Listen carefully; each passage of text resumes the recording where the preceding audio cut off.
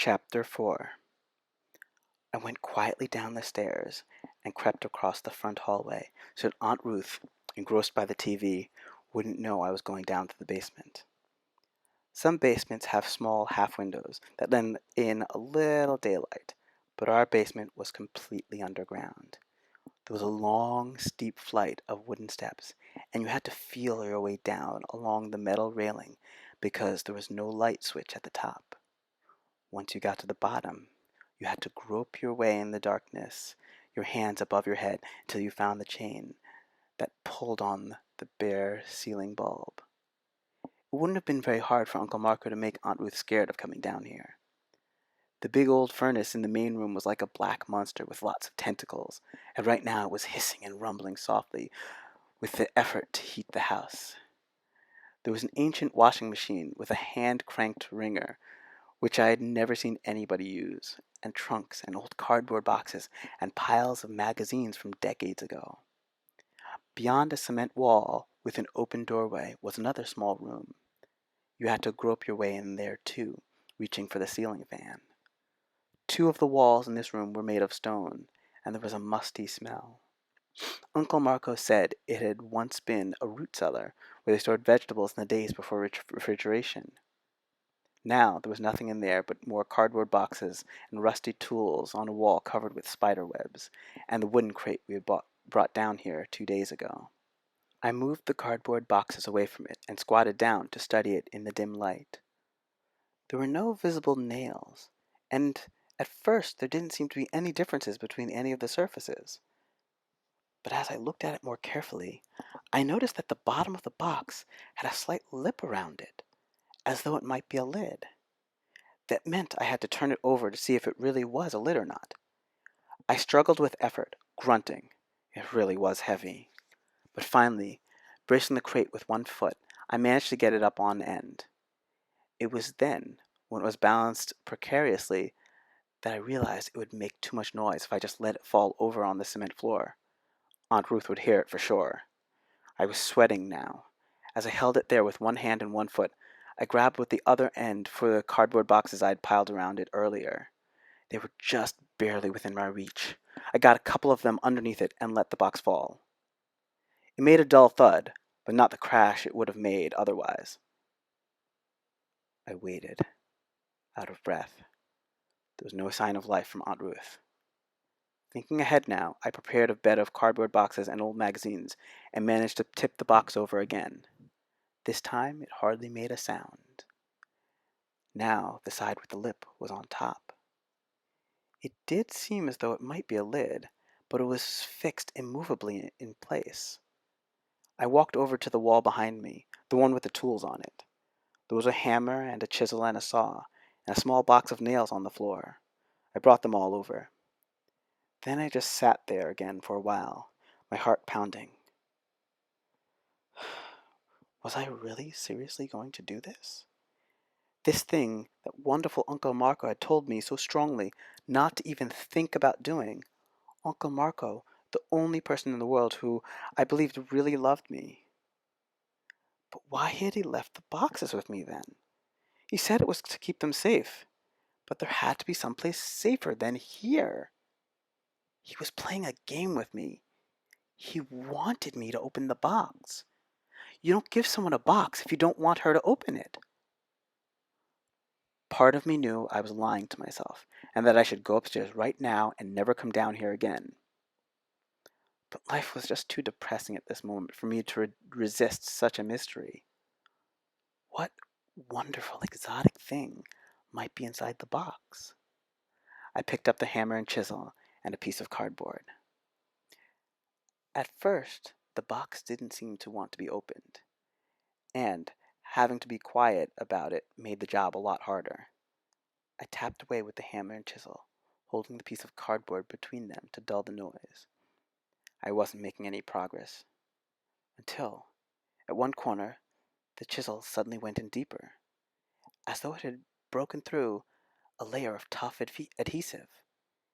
Encouraged, I worked around toward the back, chipping away.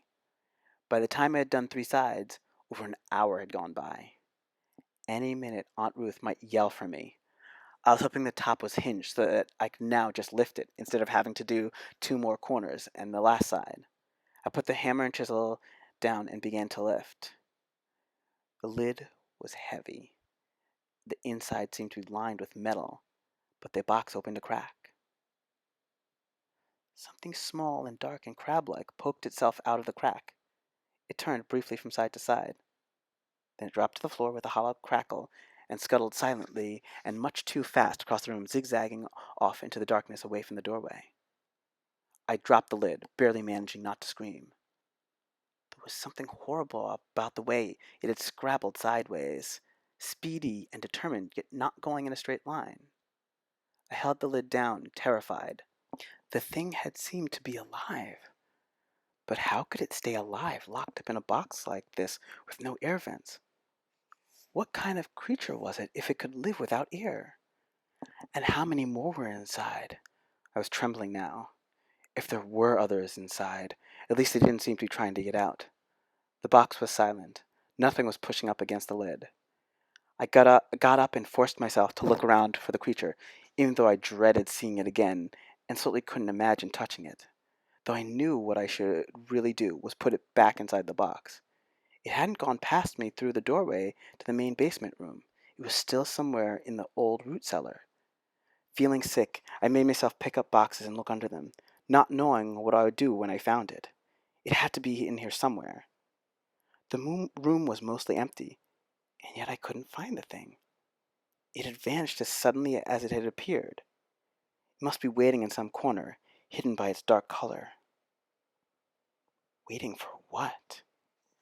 I tried to be logical, not hysterical.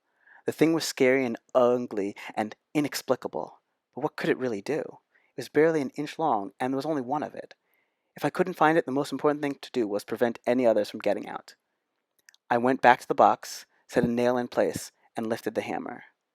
But you can't hammer a nail quietly. Aunt Ruth would hear as soon as I struck the first blow. She might not come down to the basement, but she sure wanted to know what was going on. And how could I explain why I was hammering down here? I would have to wait until she went out, which might not be until she went to work on Monday. That was 2 days from now. In the meantime, I had to keep anything else from getting out of the box. I went to the other room and got piles of magazines and set them on top of the box. Put the hammer and the box of nails and all the other tools on top of the magazines. A lot of the tools were metal, and altogether they had to be really heavy. No more little creatures could get out of there. I piled more cardboard boxes all around it, just in case Aunt Ruth did come down. I snuck back upstairs. Aunt Ruth was still puffing away in front of the TV, not paying attention to anything else. I got back up to my room without being noticed.